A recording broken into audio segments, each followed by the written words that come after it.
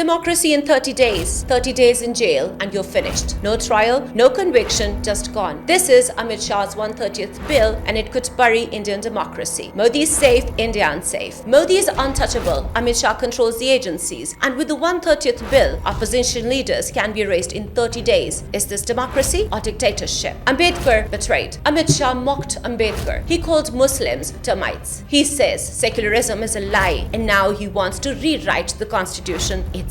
India's final coup? Amit Shah's 130th amendment isn't reform, it's a coup. A weapon to crush minorities, silence opposition and burn India's constitution alive. Shah's own death throb. The so-called Chanakya of Hindutva just signed his own death warrant because the same 130th bill he built for the opposition could one day destroy Amit Shah himself. Bismillahirrahmanirrahim. Assalamu alaikum. I'm your very own Fariha Farrukh and you're watching 360 Digital English. Hindutva exposed. Look closely at Hindutva. It is not the guardian of Hindus, not the voice of India.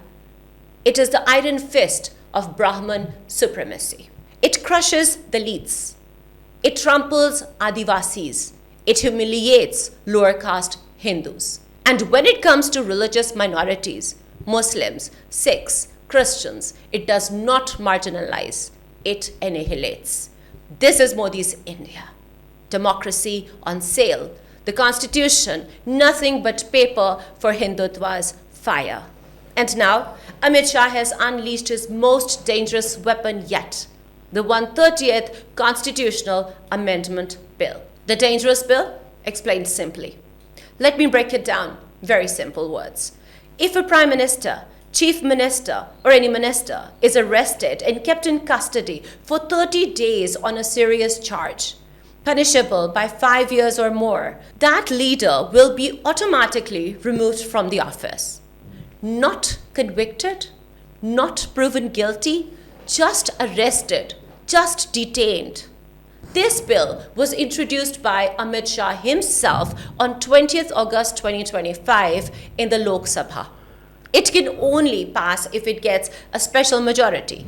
That means more than half of the total members, 2/3 of those present and voting. Now, this goes to Rajya Sabha and finally the president. But remember, this is not protection. It is a bulldozer aimed at opposition leaders. Now let's discuss how Modi and Shah control the system. Who controls the police? Who controls the CBI, the NIA, the ED?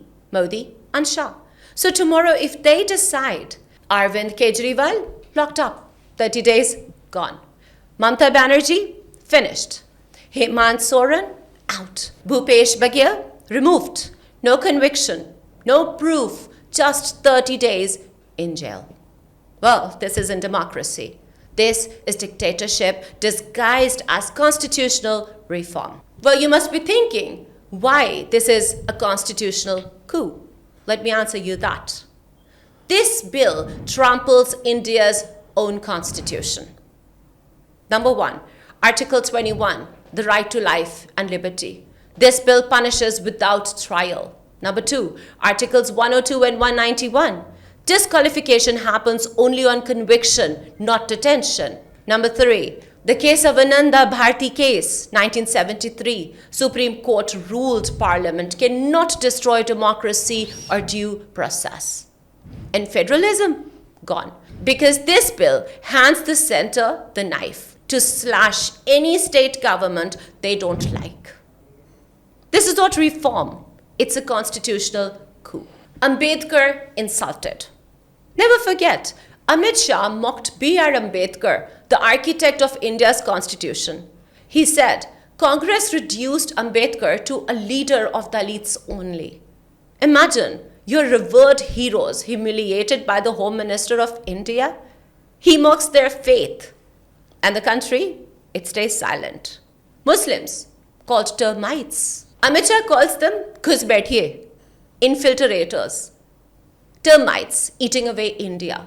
Well, if India's Home Minister dehumanizes 200 million citizens, calling them termites, what message does that send to every mob waiting to lynch? Secularism? A lie. You still believe India is secular? Hear Shah's words. Secularism is the biggest lie that has plagued India since independence. If the Home Minister calls secularism a lie, then what is left of the Republic? Next, why Modi is safe, why Shah is exposed. Here's the twisted irony. Narendra Modi is safe. He controls the agencies. He decides who gets arrested, who walks free. Even if he's locked up, his party reappoints him within minutes. So who benefits? Modi. And who is most endangered? Amit Shah himself. The hypocrisy. Shah's own trap. Yes, Shah, the so-called Chanakya of Hindutva, has signed his own death warrant. Because when this law exists, the opposition will turn the gun back at him. Already his name is linked to 6 separatist crackdown in Canada. Already, Gujarat, his hate speeches, his anti-conversion laws. These are ticking time bombs. If arrested abroad, Shah himself could fall victim to his own weapon. Let's analyze Shah's zero morality. So tell me, if Amit Shah calls Muslims termites, if he mocks Ambedkar, if he calls secularism a lie, does he have any moral ground left to guard India's constitution? Coming to the bill's real impact. Be crystal clear. This bill is a dagger at minorities. It smashes the constitution. It makes Modi untouchable, and it makes Amit Shah the executioner. Climax. Summing up, the blade turns back. Remember this. Once the executioner swings the blade too many times, one day that blade swings back. Today Shah plays the bulldozer operator. Tomorrow he may be the one crushed under its wheels. Conclusion? I ask you, is India now just a land for the Brahmin elite? A graveyard for minorities? A democracy in the name, but dictatorship in action? This is not just an amendment. This is the death of India's constitution.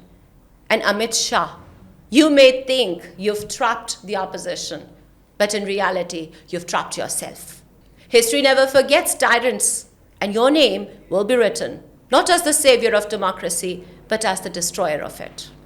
That's it for today. Keep watching 360 Digital English. It's your very own Fariha Farrukh signing off. Allah Hafiz.